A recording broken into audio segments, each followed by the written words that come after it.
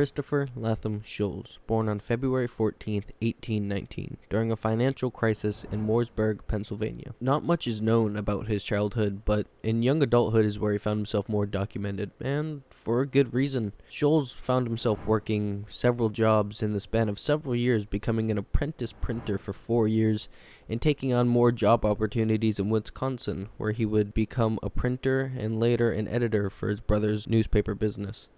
Talk about special treatment.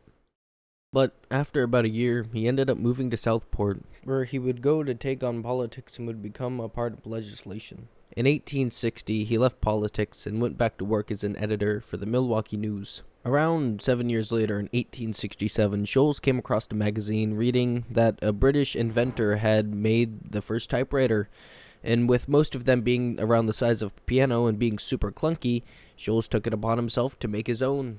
In 1868, he got a patent for the first practical typewriter, but with his first model, it was almost to be found as clunky and unreliable as the ones the British had made. Within the same year, he had made his second model, fixing a lot of the mechanical issues and making it far more smooth to write with, and even exceeding the writing speed of a traditional pen.